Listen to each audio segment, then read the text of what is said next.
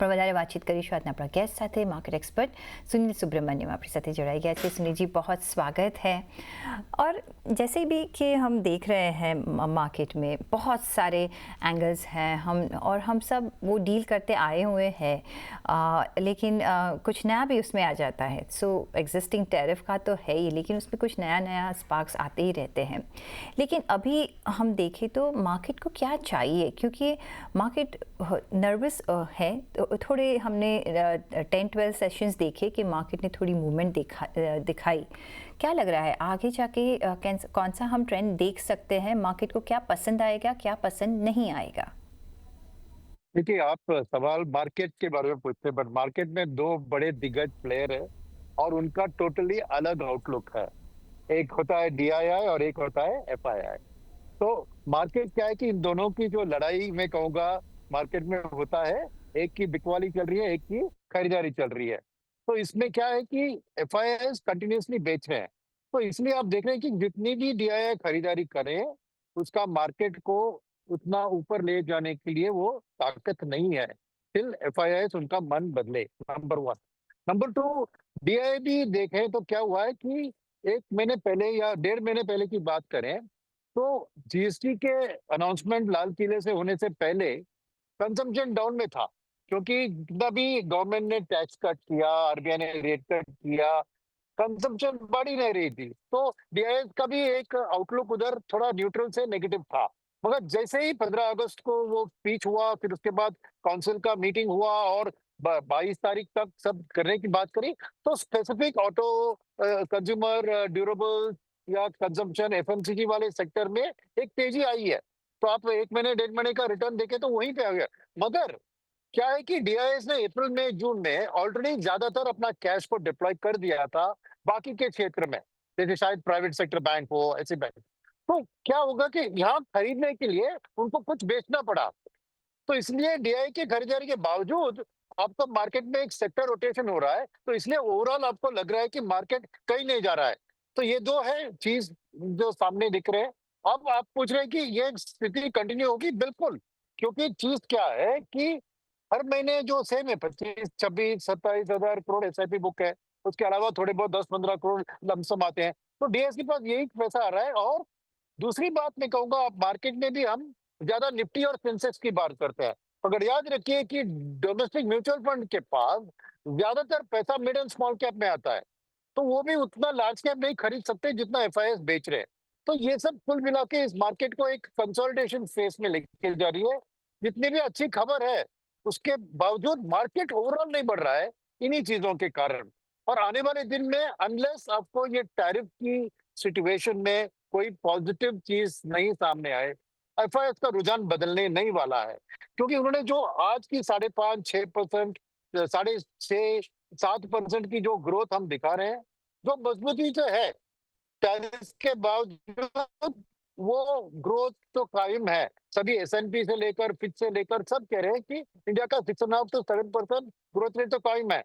मगर एफआईएस ने एक फ्यूचर जो 7-8-10% जा सके जीडीपी ग्रोथ हमारी, उसको डिस्काउंट कर दिया था कुछ सालों से ही। तो नेचुरली वो नाराज है कि यहाँ पे ग्रोथ अटक गई है इसी लेवल पे। और इसका मेन कारण है टैरिफ। क्यों? क्योंकि यूएस एक सिंगल अर्थव्यवस्था, पूरे वर्ल्ड की जीडीपी 30% उसका हिस्सा है, एक ही देश। तो अनलेस आप यूएस को ऐसा मार्केट अटैक कर सके, उस मार्केट में अपने प्रोडक्ट्स को बेच सके, हमारी ग्रोथ वो 8-10% की लेवल पे नहीं पहुंच सकती है। मानते हैं कि ये 6, 6.5, 7 ये तो प्रोटेक्ट कर लेते हैं हम जीएसटी कट से, या फिर इनकम टैक्स कट से, या कोई एक्सपोर्ट प्रमोशन से, या करेंसी डिप्रिसिएशन से। इन सब हथियार लेकर हम उसको प्रोटेक्ट कर सकते हैं। मगर अगर तेजी से हमारी इकोनॉमी को बढ़ना है, तो जरूर ये ट्रेड में एक गठबंधन अमेरिका के साथ आना ही है। एफआईएस की मान में मैं बात कर रहा हूँ। नहीं तो एफआईएस इतनी तेजी से वापस नहीं आएंगे, क्योंकि उनके लिए इंडिया एक ग्रोथ इकोनॉमी है। और वो ग्रोथ की ग्रोथ यानी पीईजी रेशियो देखते हैं, वो प्राइस अर्निंग्स मल्टीपल करते हैं, उसको ग्रोथ से डिवाइड करते हैं। वो ऑलरेडी इस लेवल पे प्राइस में आ चुकी है। अब इससे ऊपर आपको एक लेवल मूव अप होना है, तो एफआईएस की एक जबरदस्त खरीदारी शुरू होनी चाहिए। और वो जब तक टैरिफ की माहौल बदलती है, जब तक मुझे बहुत स्ट्रांगली नहीं दिख। टैरिफ का एक सर्टेनिटी आना बहुत ज़रूरी है। जैसे आप कह रहे हैं तो एफआईएस की री एंट्री हो सकती है, लेकिन दूसरी तरफ हम देखें सुनील जी, तो एफआईएस का जो वॉलेटाइल नेचर रहा है, आई थिंक हम क्वाइट यूज टू हो गए हैं, क्योंकि उनकी जो इंडिया की तरफ रुझान रही है वो यस नो जैसे रही है, राइट। जो चिंता करवा रहा है वो है डीआईआई का नेचर, क्योंकि उनका वो नेचर नहीं बदलना चाहिए, क्योंकि वहाँ से ही अपना मार्केट चल रहा है अभी। क्या लगता है जो भी ये जीएसटी रिफॉर्म्स आए हैं और जो ग्रोथ स्टोरी अगर हम देखें भारत की तो बहुत रोबस्ट है, तो कहाँ कहाँ निवेश कर रहे हैं वो लोग जो अभी जो भी कामकाज हो रहा है मार्केट में, और आप कहाँ कर रहे हैं अभी इन्वेस्ट? देखिए, मैं कहूँगा कि डीआईएफ के बारे में आप फ़िक्र मत कीजिए कि वो वैसा खरीदारी करते रहेंगे, तो वहाँ पे कोई बदलाव नहीं आएगा। मगर क्या है कि उनको, जैसे मैंने कहा, जो सेक्टर में अभी जीएसटी के कारण एक पॉज़िटिविटी है, वो है ऑटो, कंज्यूमर डिस्क्रिशनरी और एफएमसीजी। ये ही मेन बेनिफिशियरीज़ है इनकी, और फेस्टिवल सीज़न भी सामने है, तो इसलिए मेरे मन में वो लोग सभी उधर ही पैसा डाल रहे हैं। मगर जैसे मैंने कहा, बड़ी संख्या में उनको अगर खरीदना है, तो किसी और सेक्टर में प्रॉफिट बुकिंग करके ही वो कर सकते हैं। इसलिए वो सेक्टर रोटेशन हो रहा है, और ये मान लीजिए हो ही जाएगा, क्योंकि फ्रेश उतना पैसा नहीं आ रहा है। मैक्सिमम आपको डोमेस्टिक म्यूचुअल फंड को क्या 40-50 हजार करोड़ ही आ रहे हैं ना। तो हर दिन अगर एफआईएस 2,000 करोड़ बेचेंगे, तो महीने में बन जाता है 50,000 करोड़। तो उसको भी पूरा ऑब्जॉर्व नहीं कर पाएंगे, क्योंकि इनका पैसा है मिड एंड स्मॉल कैप का, जैसे मैंने बताया। तो एक स्थिति ओवरऑल मार्केट की एक consolidation, range bound narrow range में ही चलती जाएगी, ज्यादा गिरेगी नहीं, क्योंकि किसी भी सेक्टर में भयंकर सेलिंग होती है तो डीआईएस स्टेप इन करके इसको सपोर्ट कर लेंगे। ओके, तो मेरा मानना है कि ये वही हो रहा है। और अगर आप अभी शॉर्ट टर्म में देखेंगे, तो ये highly stock specific, sector specific play होगा।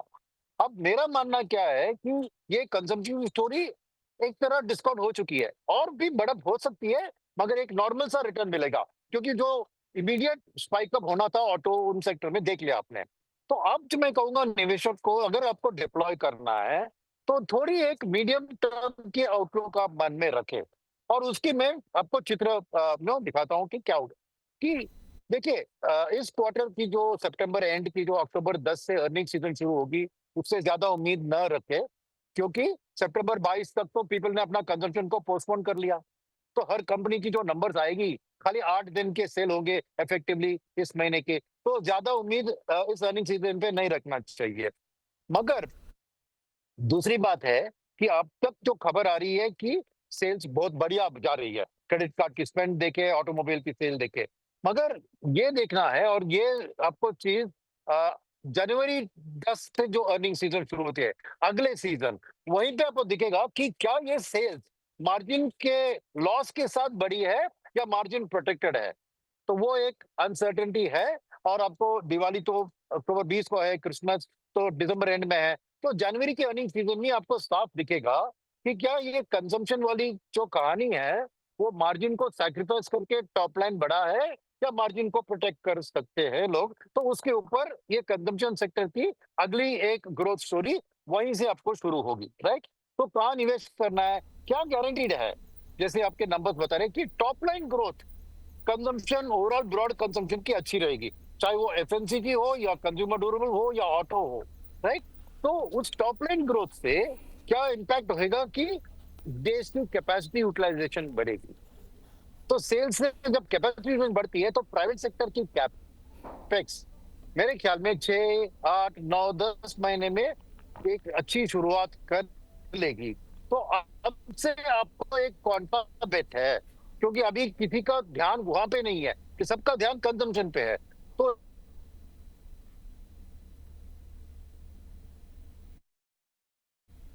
જી ઓફકોર્સ. તો ઓફકોર્સ જે ડોમેસ્ટિક ફેસિંગ સેક્ટર્સ ઓટો છે, કન્ઝ્યુમર ડ્યુરેબલ્સ છે, એફએમસીજી પર છે, તમે ધ્યાન રાખી શકો છો. જી સુनील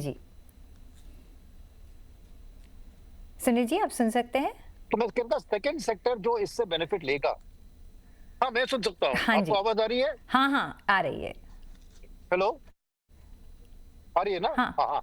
हाँ, तो सेकंड सेक्टर जो इसके पीछे अच्छा चलेगा, वो है पब्लिक सेक्टर बैंक। मैं क्यों कह रहा हूँ? क्योंकि ये इंडस्ट्रियल कैपिटल गुड्स जो होते हैं, वो छोटी-मोटी कंपनियाँ ही हैं। तो एसएमई और एमएसएमई सेगमेंट को ऑर्डर मिलेगी इससे, मगर फाइनेंस उसको करेगा पब्लिक सेक्टर बैंक। क्योंकि बड़े प्राइवेट सेक्टर बैंक या फिर प्राइवेट सेक्टर एनबीएफसी, उन ये सेगमेंट को उतना जानते नहीं है और उतना रिस्क टेकिंग कैपेसिटी उनका नहीं है। तो पब्लिक सेक्टर बैंक उधर लेंड करेंगे कि उनकी लोन ग्रोथ बहुत अच्छी बढ़ेगी। और यहाँ पे क्या है कि लेंडिंग रेट्स भी 12-14% होते हैं, तो उनकी नेट इंटरेस्ट मार्जिन में भी आप एक्सपेंशन देख पाओगे। तो थोड़ा लंबी अवधि से जब ये private sector capital kick off होता है तो पब्लिक सेक्टर बैंक, तो मैं कहूंगा कि आज अगर आप पब्लिक सेक्टर बैंक खरीदेंगे, क्योंकि उधर अच्छी खबर और भी आ रही है। क्या एक तो गवर्नमेंट एफडीआई का लिमिट उधर 20% बढ़ा रही है, 20% से, वो एक बात है। सेकेंड बात है कि मर्जर्स की बात भी हो रही है पब्लिक सेक्टर, क्योंकि बड़े बड़े दिग्गज उनको बनाने की जरूरत है आज, ताकि वो इंटरनेशनल मार्केट में जाके कैपिटल रेज करे। तो पब्लिक सेक्टर के लिए एक हवा अच्छी बदल रही है अभी। तो मैं कहूंगा कि पब्लिक सेक्टर बैंक आपका सेकंड पिक होना चाहिए। और तीसरा पिक है, इसी जीएसटी के कट के साथ आपको देखिए तो सीमेंट ऐसी चीजों में भी आपको जीएसटी कट हुआ है। मगर अब रियल एस्टेट सेक्टर, जहां पे बैंक की ईएमआई प्लस ये सब चीज आके रियल एस्टेट सेक्टर में बूस्ट कर सकती है, मगर आज नेगेटिव है। क्योंकि एक पोलराइज्ड है रियल एस्टेट सेक्टर, खाली बड़े घर, बड़े विला ऐसी चीजें बिक रही है। अफोर्डेबल हाउसिंग में एक कोई तेजी नहीं है और कोई रियल एस्टेट डेवलपर उसको प्लान नहीं कर रहा है। मगर आने वाले दिन में जैसे ये फेस्टिवल सीजन खत्म होती है, क्योंकि अब एक नेगेटिव वक्त है, मानसून के कारण ज्यादा कंस्ट्रक्शन एक्टिविटी भी नहीं चलती है, इसलिए रियल एस्टेट सेक्टर में आप देख रहे हैं कि प्रॉफिट बुक कर रहे हैं डीआईआईस और बाकी सेक्टर में अपने डिप्लॉय कर रहे हैं। मगर ये करेक्शन एक बाइंग अपॉर्चुनिटी है, क्योंकि अल्टीमेटली ये जो इनकम में बेनिफिट होगी आम जनता को, उसके साथ बैंक भी अपना ईएमआई जी में सर। कटौती करेंगे, तो उसका लेवरेज इम्पैक्ट घर के सेगमेंट में दिखा है। तो अफोर्डेबल हाउसिंग मेरे ख्याल में, मगर वक्त लगेगा, क्योंकि रियल एस्टेट डेवलपर्स को नए पार्सल लैंड आउटसाइड सिटी खरीदना है, फिर उसमें प्लॉटिंग डालना है कि अफोर्डेबल हाउसिंग को सपोर्ट कर सके, जो आज तक नहीं है। तो इसमें भी वक्त लगेगा, मगर क्योंकि ये करेक्शन हो रहा है, मेरे लिए अच्छी बाइंग ऑप्शन। तो मेरे लिए ये तीन sector, industrial capital goods, public sector bank और रियल एस्टेट, ये एक मीडियम टर्म तौर पर आज के कंसोलिडेटिंग मार्केट में अच्छी बाइंग सिचुएशन दिख रही है। ओके सुनील जी, आपने पीएसयू बैंक का तो कहा, लेकिन पीएसईज का स्टोरी आपको कैसे लग रहा है? क्योंकि बहुत समय से चली नहीं है। क्या लगता है कि यहाँ हम एक थोड़ा निवेश कर सकते हैं, और इफ यस, कौन से वर्टिकल आपको पसंद पड़ेंगे? देखिए, पब्लिक सेक्टर एंटरप्राइजेस में मुझे डिफेंस की स्टोरी अच्छी लगती है मीडियम टर्म में। आज वैल्यूएशन थोड़ी महंगी है, मगर फिर भी मेरा मानना है कि मीडियम टर्म में वो रिटर्न दिलवाएगी, क्योंकि ग्रोथ प्रोस्पेक्ट अच्छी है। सेकंड मेरे लिए आप अगेन मैं हेवी मशीनरी और कैपिटल गुड्स की रिलेटेड सेक्टर में जो पब्लिक सेक्टर कंपनियां हैं, मैं नाम नहीं ले सकता, मगर जो बड़ी दिग्गज है जो एग्जीक्यूट करती है कैपिटल प्रोजेक्ट्स को, उनका भी आउटलुक मुझे पॉजिटिव लग रहा है। मेटल्स में थोड़ा सावधान रहूंगा मैं, क्योंकि मेटल्स में क्या है कि वो एक टेक्निकल ड्रिवन सेक्शन है, ज्यादा फंडामेंटल से उसका ताल्लुक नहीं है, क्योंकि ये ग्लोबल सिक्लिकल है। और मेटल के दाम ज्यादातर आपको लंदन मेटल एक्सचेंज में फिक्स होते हैं। डिमांड सप्लाई तो लोकल होता है, मगर वो दाम अपनी कंट्रोल में नहीं है।